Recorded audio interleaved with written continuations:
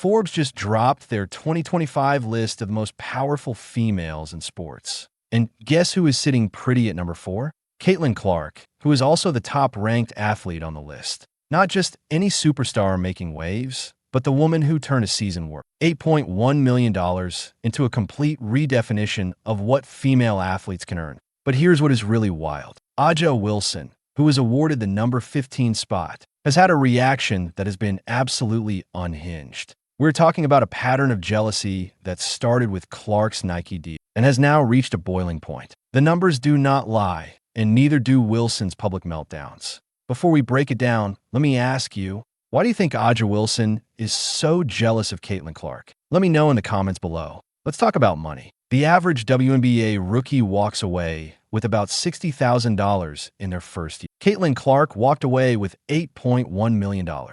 That's not a typo. These numbers made seasoned players question everything they thought they knew about. Earning potential in women's basketball. Her WNBA salary was pocket change compared to what happened off the court. The league minimum for rookies sits around $64,000, and Clark's base salary was not much higher. But here's where things get wild. While other first-year players were calculating grocery budgets and splitting rent, Clark was sitting in boardrooms negotiating deals worth more than entire franchise valuations. The Nike contract set the tone for everything that followed. 8 years, $28 million guaranteed. That deal alone put Clark in territory no WNBA player had ever touched. Most veterans in the league had never seen a single endorsement deal worth a fraction of that amount. Clark secured generational wealth before her first professional season even started. But Nike was just the beginning. Gatorade came calling next, and this partnership put Clark in company reserve for the absolute elite. We're talking about the same brand association as LeBron James and Serena Williams. No WNBA athlete had ever reached that level of corporate recognition. Gatorade does not just hand out partnerships to anyone. They invest in athletes who can move products and shift culture. Wilson's Sporting Goods added another layer to Clark's growing empire. Not just any endorsement deal, but a partnership that made her the face of basketballs and equipment across multiple sports retailers. The first endorsement they had since Michael Jordan. Every time someone walks into a sporting goods store and sees Clark's face on basketball displays, that is revenue flowing directly into her account. Speaking engagements became another revenue stream that left other players speechless. Clark started commanding appearance fees for corporate events and conferences.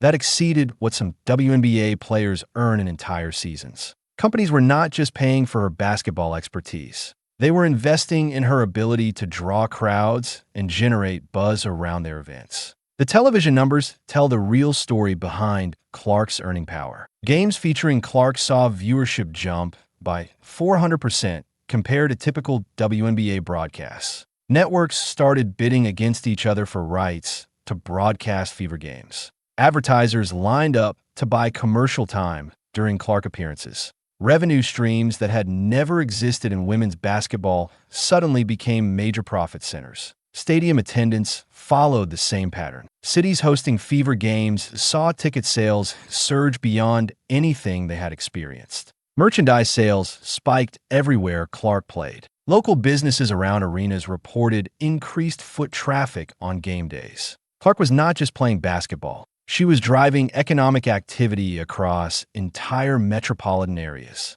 Her social media presence translated directly into marketing value that brands could not ignore. Millions of followers engaged with every post, creating advertising reach that traditional sports marketing rarely achieves. Companies realized Clark could access demographics that had never shown interest in women's basketball before. The Forbes ranking as the top basketball earner made the financial gap crystal clear. Clark's $8.1 million dwarf the next closest player, Sabrina Ionescu, who earned $6.3 million.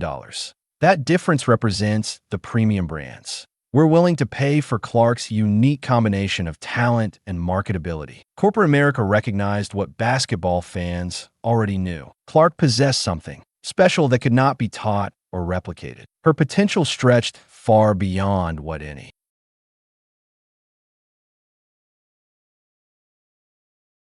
player had ever achieved because she brought new audiences into the sport while maintaining the respective existing fans.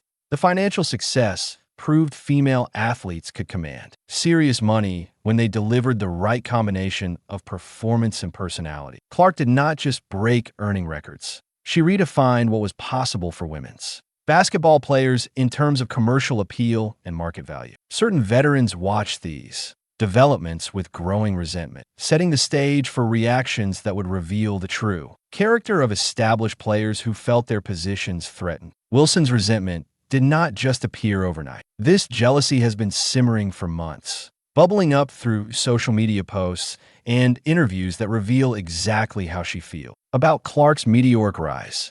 The pattern started early and has only gotten worse as Clark's star has continued to shine brighter. The Nike deal announcement broke Wilson's composure first. While Clark was celebrating her historic contract, Wilson took to social media, post questioning why rookies were getting treatment that veterans had to earn over years. She never mentioned Clark by name, but the timing made her target obvious. Wilson started sharing old photos of herself with Nike executives, reminding everyone that she had brand relationships too. That subtle campaign turned into something much more obvious over the following weeks. Wilson posted daily content about veteran accomplishments, newcomer expectations, and the importance of paying dues. Each post felt like a direct response to Clark coverage, dominating sports headlines. Wilson's Instagram stories became a running commentary on media hype and undeserved attention. The I Have a Shoe Too campaign became Wilson's most desperate attempt to reclaim the spotlight. She started posting photos of her Nike signature shoe from every angle, tagging Nike in stories about veteran loyalty and longtime partnerships. Wilson even began sharing throwback content from her shoe launch events, something she had never done consistently before Clark entered the picture. Time magazine's Athlete of the Year announcement pushed Wilson over another edge. Her congratulations post for Caitlin Clark lasted exactly one sentence and included no personal message or excitement. Compare that to the multi-paragraph celebrations Wilson posted when other players won awards. Wilson's social media history shows she typically goes all out supporting fellow athletes, which made her lukewarm response to Clark stand out. The timing of Wilson's own shoe struggles made everything worse. Her Nike signature model was not moving units, while Clark's endorsements dominated sports business headlines. Retail reports showed Wilson's shoes sitting on shelves, while anything connected to CL